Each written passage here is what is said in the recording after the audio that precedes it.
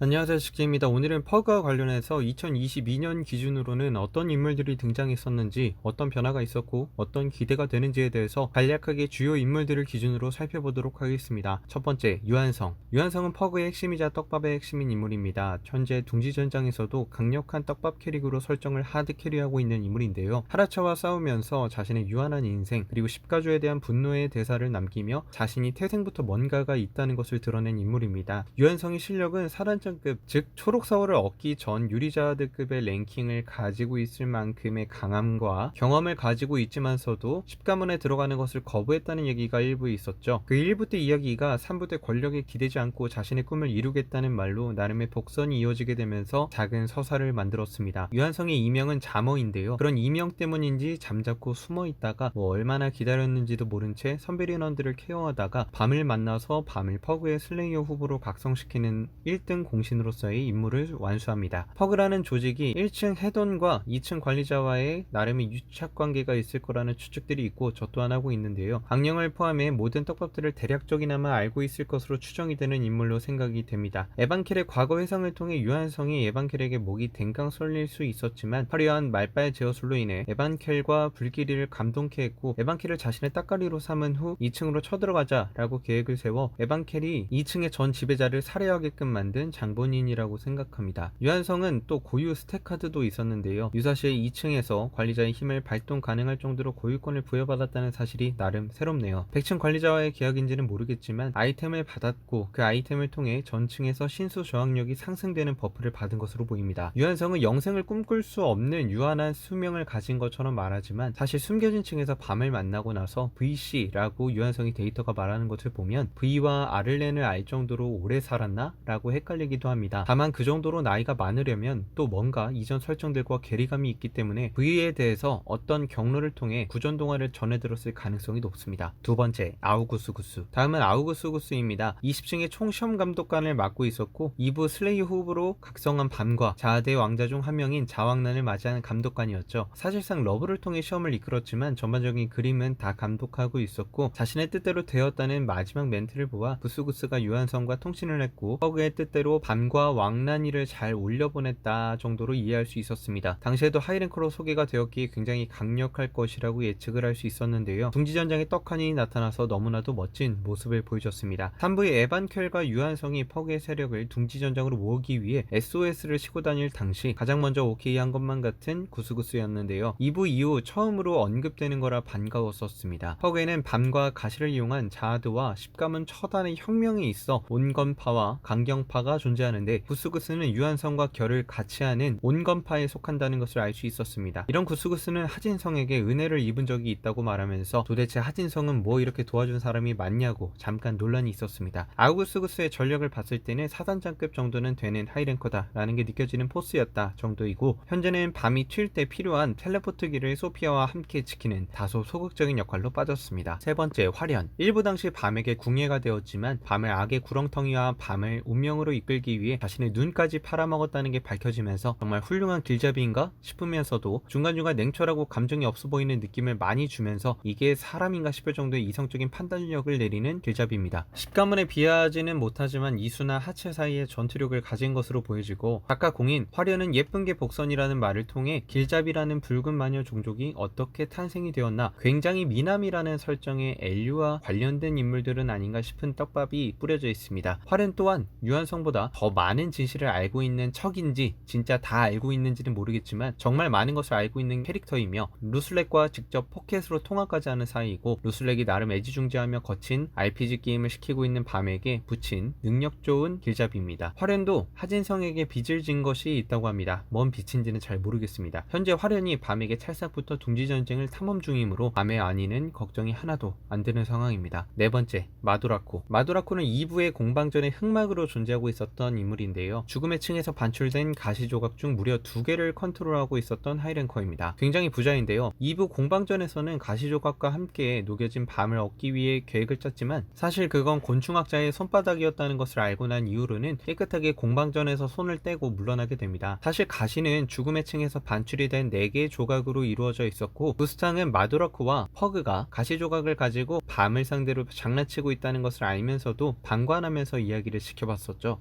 마도라코는 죽음의 층에서 갑자기 화련의 거래 대상으로 등장하게 되는데, 화련이 죽음의 층에서 얻은 영혼을 뜨는 국자를 원한다는 사실과 함께 나타납니다. 화련은 마도라코에게 국자를 주는 대신 가시 조각을 넘겨받아 밤에게 줄 생각을 가지고 있죠. 그런데 이 국자 거래에 대해서 진척된 게 없는 상황입니다. 화련은 카라카에게 국자를 넘겼고, 카라카는 국자를 넘기는 딜을 야마 세력을 밤과 자신에게 협조하게 만드는 것과 병기와 물자를 대주는 조건을 달았었습니다. 둥지전쟁이 시작된 지금 마도라코가 안 보이는 것으로 보아 국자는 넘겨졌을 것으로 보이는데, 가시조각은 받았을지 받을 방법은 강구해 놓은 건지 궁금해지는 대목입니다. 마도라코는 슬레이어 중 한 명인 페포메모르 세토를 섬기고 있다고 하는데, 잠자고 있다고 하는 것으로 보아 그것을 깨우는데 영혼을 뜨는 국자가 필요한 것으로 보입니다. 다섯 번째, 소호. 장님의 눈이 되어주는 퍼그의 원로 케렐람의 길잡이로 활동하고 있는 소호입니다. 화령과 다르게 밤을 경계하고 밤을 불편해하는 모습을 보이는데요. 하진성을 케렐람과 같이 하진성이라고 편하게 부르는 걸로 보아 연식이 굉장히 오래된 랭커로 보여집니다. 유한성과는 대등하다 못해 상성상 유한성을 압도하는 모습을 보여주므로 전투력도 상당히 강한 랭커 길잡이입니다. 하필 케렐람도 운명을 보는 능력을 가진지라 케렐람과 소호는 비슷한 능력을 가진 좋은 케미가 있는 듀오라고 볼 수 있습니다. 소호의 말과 전쟁의 언급들을 보면 숨겨진 화원 시대부터 자아들을 케렐람이 공격하러 갔던 시점까지 다 경험한 노인 중의 노인입니다. 아쉽게도 둥지전장에는 예전 참패의 기억 때문에도 그렇고 자아들에게는 무용지물의 능력들을 가지고 있기에 한 발 물러서서 뒤를 지키고 있는 상황입니다. 여섯 번째, 쿤 하인드 루치. 쿤 가문의 출신의 랭커이자 숨겨진 화원의 멤버였습니다. 10가문 출신이었기에 10가문과 자아들의 힘을 화원의 멤버들보다 더 잘 알고 있었던 것도 있었고, 숨겨진 화원에서의 일은 작은 일탈 같은 것이라고 하며 재미 정도로 가볍게 생각하고 있었습니다. 다만 자기 친구들을 돕는다고 같은 가문 출신인 게트롤 볼릭을 찾아가서 숨겨진 화원의 멤버들을 다 위기로 몰아넣고 말죠. 사실 인성이 쓰레기인 게 화원의 동료들만 살려달라고 한 거지 나머지 퍼그의 일원들은 다 죽이라고 한 것밖에 되지 않기 때문에 정당화되기는 어렵습니다. 그리고 라이볼릭에게 철저하게 이용당하게 됩니다. 근데 진짜 라이볼릭은 보면 볼수록 쓰레기인 게 사람 이용을 도대체 몇 번이나 하는 건지 모르겠습니다. 같은 가문님에도 이용하다가 버려버리고, 신 4군단 멤버들도 데리고 와서 소모품으로 써버리고, 칼라반과 이전 4군단도 다 소모품으로 버려버리고 말이죠. 마지막 자폭작전 또한 속임수라고 해도 자신이 가지고 있는 화원 멤버들을 위한 죄책감을 해소하고 싶기 때문에 따르게 된 것인데요. 안타깝지만서도 잘 죽었다는 느낌입니다. 일곱 번째, 차. 숨겨진 화원의 도원과 함께 공동 리더를 맡고 있는 차입니다. 차는 태초인의 후예라고 하는데요. 태초인과 꽃의 오국, 기계국 등의 고대의 이야기들을 밤에게 전하며 아를렌 그레이스에 대한 이야기도 전해줬는데, 이 부분이 어떤 내용들인지는 떡밥이며 차후 풀어질 것으로 보입니다. 전투력 또한 봉인에서 풀리고 몸풀기로 쏜 신수포가 야스라차가 갑자기 맞기 버거할 정도로 강력한 파괴력을 지녔었고, 결정적으로 숨겨진 화원의 멤버들과 함께로 보이지만 로포비아 가문의 초직계 전열을 죽일 정도로 강력한 힘을 가졌습니다. 현재 로포비아 가문의 전력이 둥지에서 점차 공개가 되고 있는데, 초직계 전열의 전투력은 최상위 지파장급 이상인 걸로 보여지는 상황이기 때문에 이런 직계 전열을 죽였다는 공적은 차를 현재 시대의 기준으로는 100위권 이내의 강자로 볼만한 충분한 역량이 있다고 판단이 됩니다. 예전 봉인되기 전에는 단신으로 자아도 군단과 싸웠다는 것도 그렇고, 전체적인 전투 스타일을 봤을 때는 하진성과 비슷하면서도 느낌은 칼라반 같은 우직함이 있는 캐릭입니다. 차는 밤을 지키면서도 자아드 가문의 공격과 로포비아 가문과의 전투 중에서 단 한 번도 밀리는 모습을 보여준 적이 없습니다. 물론 찌랭이들이랑만 싸워서 좀 제대로 된 모습을 보여주지 못했지만, 현재 밤이랑 떨어진 차가 어느 전장에 합류해서 싸울지가 굉장히 기대가 되는 상황입니다. 여덟 번째, 도원. 차와 공동 리더인 숨겨진 화원의 도원입니다. 도원은 제가 등장부터 둥지전장까지 가면서 약간 캐릭터 붕괴의 암적인 캐릭터라고 언급을 종종 드렸었는데요. 현재는 루치가 죽고 나서 명백하게 라이볼릭에 대한 분노의 감정을 가지고 전장에서 밤의 편에 서서 전쟁을 치르고 있습니다. 도원의 과거는 거의 다 나온지라 차에 비해서 떡밥이 풀어질 것은 상대적으로 없다고 봅니다. 현재 카라카와 팀을 이루어 쥐잡는 게임 참여했다가 5군단의 사단장 푸실레의 전력들과 싸우고 있는 상황인데, 현재 가장 비중 없게 다뤄지고 있는 사이드 중 하나입니다. 가장 먼저 끝을 내고 넘어가야 할 카라카 도원 팀이 제일 막상막하로 싸우고 있는 건 아닌지 걱정스럽네요. 현재 캣타워 게임이 끝난 상태인데 도원은 아마도 쥐를 잡고 칼라반 사이드로 이동할 것으로 예상됩니다. 근데 그렇게 되면 가주와 마주칠 수도 있는 상황인데, 로포비아 가주가 자신의 자식을 잃은 것에 분노했다고 했던 과거의 일이 과연 이어지게 될지, 아니면 도원 차와 로포비아 가주가 마주치는 일이 없이 넘어갈지 매우 기대가 되는 상황입니다. 아홉 번째, 야마. 퍼그 슬레이어 베이로드 야마입니다.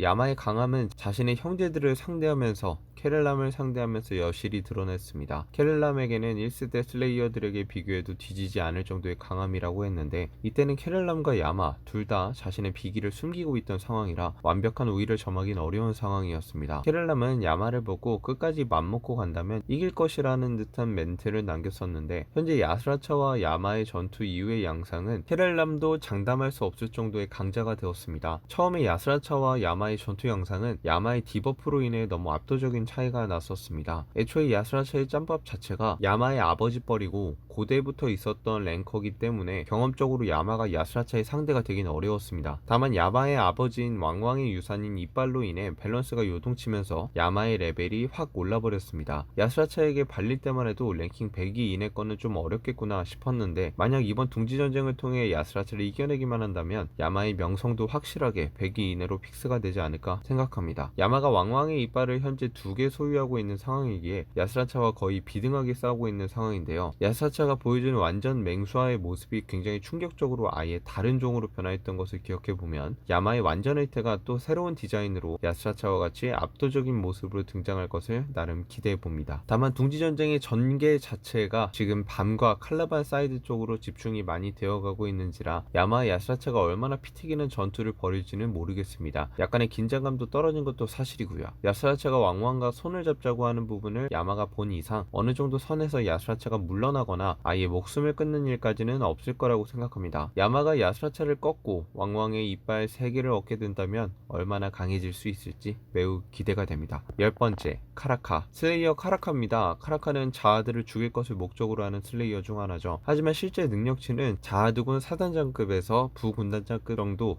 인 것 같다는 재평가를 받고 있습니다. 칼라반을 상대로 밤과 2대1 전투를 펼칠 때는 마치 벽을 상대하는 듯한 느낌과 사부인 하진성이 이런 자와 어떻게 싸웠는지 감탄하는 장면들을 통해 군단장과의 거리는 상당하다는 것을 다시 한번 알 수 있었죠. 하유리 자하드와의 대결에서도 이길 기미가 크게 보이지 않았기도 하고, 현재 슬레이어 중에 가장 신생인 티가 많이 나는 슬레이어입니다. 자하드의 왕자 중 한 명이며 자왕난이랑은 컨택이 됐지만 자왕난이 왕자의 반지를 끼고 있지 않아 완전히 신뢰하지 않는다고 말했던 적이 있습니다. 다만 카라카는 왕난이가 말하는 점을 근거로 어느 정도 왕자라고 인지를 하고 있는 것으로 보입니다. 그래서 자왕난이 2부 이후 도망치려 했을 때 어디로 가야 할지에 대한 길을 제시해줬죠. 아무래도 에반켈이 밤을 수련시켜줬을 때처럼 카라카 또한 자왕난에게 자신이 걸었던 길을 제시했을 가능성이 크며, 자왕난이 자신의 정체에 대해 감을 조금 더 잡은 상태지 않을까 생각합니다. 현재 둥지전쟁에서 푸실레와 영원의 싸움을 하고 있는 상태인데, 개인적으로는 카라카가 이 둥지전쟁에서 딱히 어떤 포인트에서 활약할지 감이 오지 않는지라 율과의 접점으로 둥지전쟁을 어딘가에서 지켜보고 있을 대장이라는 존재랑 카라카가 마주쳤을 때의 어떠한 시너지가 새롭고 놀라운 떡밥과 풀어짐이 일어나지 않을까 생각해봅니다. 2부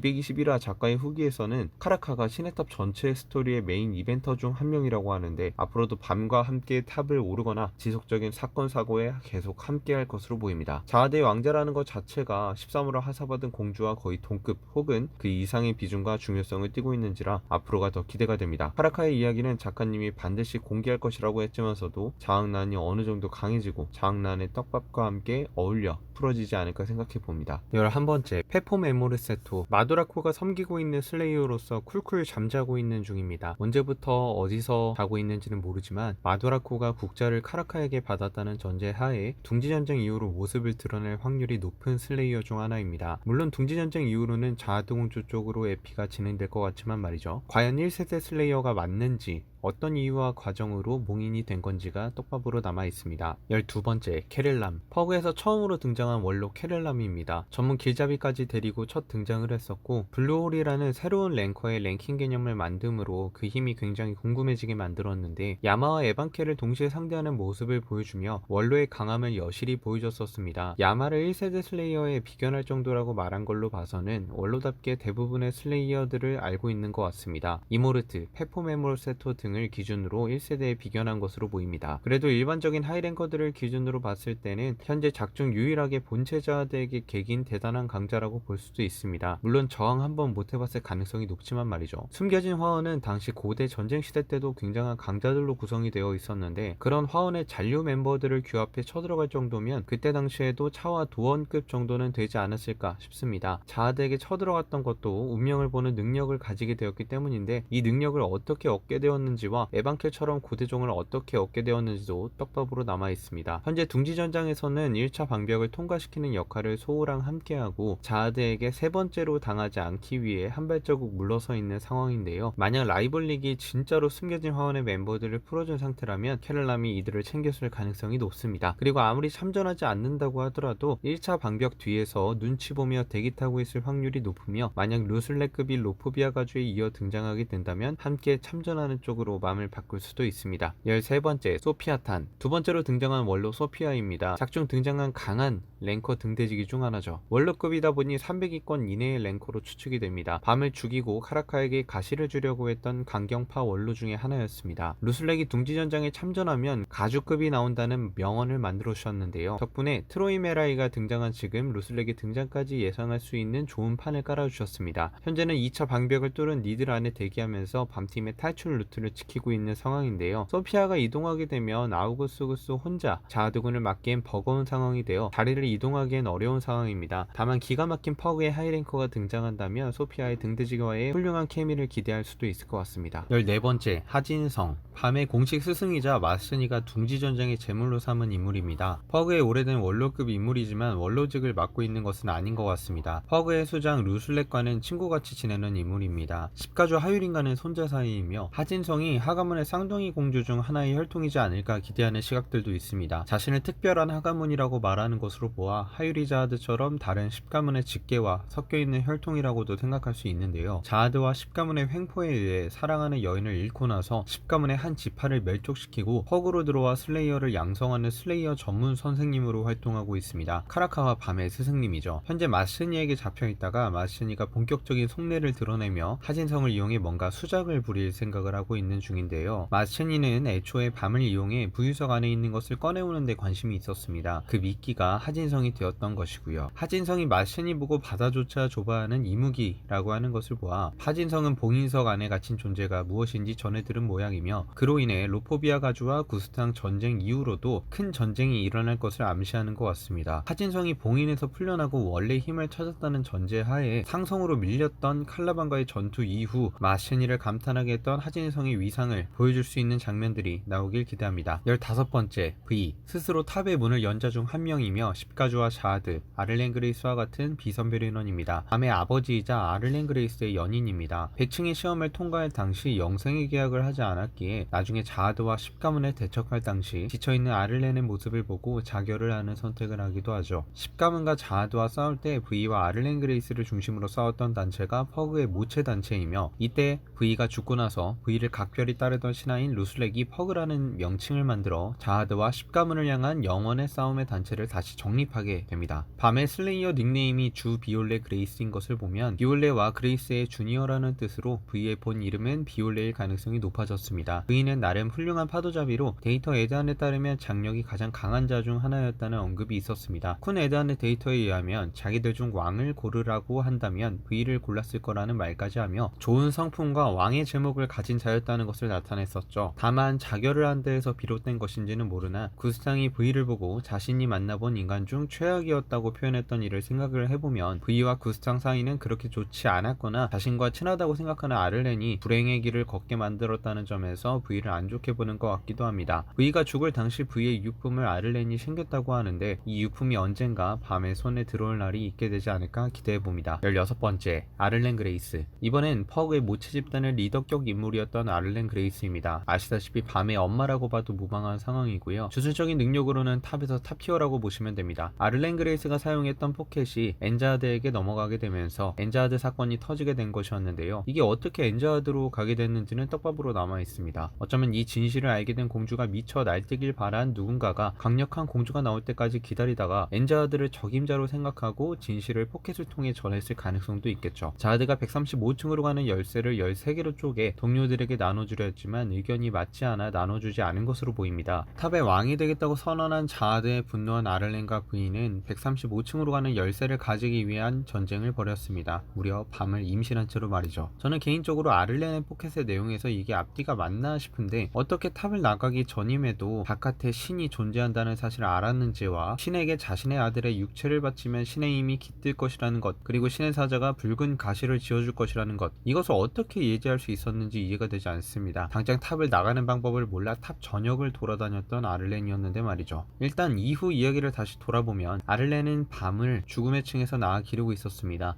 그런데 자하드가 침입해 아들을 죽이고 말았죠. 그 후 자하드는 아를렌의 기억을 지우기 위해 많은 악행을 저지르고 재단까지 만들어버렸죠. 그리고 엘류가 등장합니다. 왜 밤도 없고 아를렌도 없는 죽음의 층에 엘류가 등장한 것일까요? 밤의 탄생과 죽음이 있었던 곳이기에 나타난 것일까요? 엘류의 등장 때 엘류의 의지를 이렇게 간접적으로 표현했습니다. 이 땅이 그렇게 더럽혀지는 걸 용서하지 못한다는 듯이. 독자들에게 죽음의 층이란 밤이 엄마와 함께 살았던 곳, 관리자가 준 곳, 가시를 전달받은 곳, 그 이상의 의미를 찾지 못했지만 그것보다 더 특별한 그곳만의 의미가 뭔가 더 있는 것 같습니다. 그래서 밤이 언젠가는 다시 이곳에 돌아올 거라고 생각했던 것 같습니다. 아를렌이 탑 밖으로 탈출했기에 작중 다시 등장할 수는 없겠지만 아를렌이 뿌려놓은 떡밥과 이야기는 구전동화처럼 잘 전해지고 있는 것 같아 퍼그라는 집단의 근원과 고위 관계자들의 썰, 특히 루슬렉의 모습이 공개가 되고 나면 아를렌이 작중 과거 해상으로 등장할 가능성이 상당히 높다고 봅니다. 17번째, 그레이스 미르치아 루슬렉. 마지막으로 퍼그의 수장인 그레이스 미르치아 루슬렉입니다. 저는 개인적으로 어떻게 이름에 그레이스가 들어가는지 너무 신기할 따름입니다. 섬김의 대상이었던 V의 연인의 이름을 이어받은 건지 뭔지 나중에 풀어주면 좋을 것 같습니다. 루슬렉은 랭킹 15위로 현재 활발하게 활동하고 있지는 않는 가주들이지만서도 몇몇 가주들보다는 랭킹이 높은 하이랭커입니다. 하지만 우리가 알다시피 가주와 같은 비선비리넌과 그런 비선비리넌이 아닌 자와는 넘을 수 없는, 견줄 수 없는 벽이 있다는 것을 알고 있는데요. 루슬렉도 그렇고 아도리, 엔자하드도 그렇고 얼마나 가주에 견줄 수 있는지에 대해서 항상 궁금증으로 남아있습니다. 앞서 말했듯이 소피아가 루슬렉이 참전하면 가주급이 나타날 가능성이 높아진다며 루슬렉이 참전하는 일이 일어나는 건 이르다는 느낌이었는데요. 근데 아무래도 루슬렉이 참전한다고 하면 카운터로 가주급이 나온다는 느낌이기에 아무래도 퍼그가 이길 가능성이 줄어들어 퍼그가 좀 사리는 경향이 없잖아 있습니다. 아시다시피 루슬렉은 구스탄과 연락을 하고 지내는 인물로 알려져 있습니다. 죽음의 층에서 두 번째 가시를 밤에게 전달했다고 말하고 라일을 보고 네가 키우고 있는 장기말이라고 말하는 것은 아무래도 루슬렉일 가능성이 거의 확실시 되어버렸습니다. 라일이 13월의 비밀과 자하드의 왕자 반지에 대한 이야기를 퍼그의 누군가에게 전해들었던 것을 생각해보면 물론 화려한 정도도 알고 있는 이야기이긴 하지만서도 루슬렉이 밤과 라일을 동시에 RPG 육성하고 있다고 볼 수 있겠습니다. 라일의 경우도 어찌됐든 비선별 인원이니 밤이든 라일이든 가시를 모아 결국 밤에게 합치게 하여 수건을 이룬다면 상관은 없습니다만 현재 밤이 라일을 쫓는 삶이 아닌 자신 스스로 자신의 정체를 알아가려 하고 가시를 모아 그릇된 권력을 무너뜨리려고 하는 지금 굳이 라일을 더 끌고 가야 할 명분이 있는지는 잘 모르겠습니다. 여튼 루슬렉은 현재 밤의 성장을 위해 한 발자국 물러나 방관을 하고 있는 상태지만 놀랍게도 그런 루슬렉의 기대에 부응해 밤이 둥지전장 내에서 폭풍 성장을 하고 있다는 점이 흥미로운 점입니다. 퍼그의 수장으로서는 정치는 무능력해 보이는 면이 없잖아 있지만 퍼그의 특징상 각각의 슬레이어들의 독립된 활동을 보장해주는 편이며 밤의 둥지전쟁에 관한 참전에 있어서도 의견을 모으는 등 상당히 민주적이고 융통성 있는 리더의 모습을 보이고 있다는 생각이 듭니다. 이런 점은 V에게 영향을 받은 느낌이 납니다. 아무래도 십가주와 자하드의 힘을 가장 잘 아는 인물 중 하나이기에 이들을 무너뜨릴 결정적 한방이 있는 것이 아니라면 활동하는 것이 의미 없다는 것을 알고 있습니다. 그렇게 어느 한쪽에 치우쳐 퍼그를 움직이는 것이 아닌 수많은 점조직들의 운영 방식으로 단체를 유지하고 있습니다. 밤이 성장함에 따라 이 점조직들이 가시를 따라 모여 퍼그라는 단체의 힘이 강해지고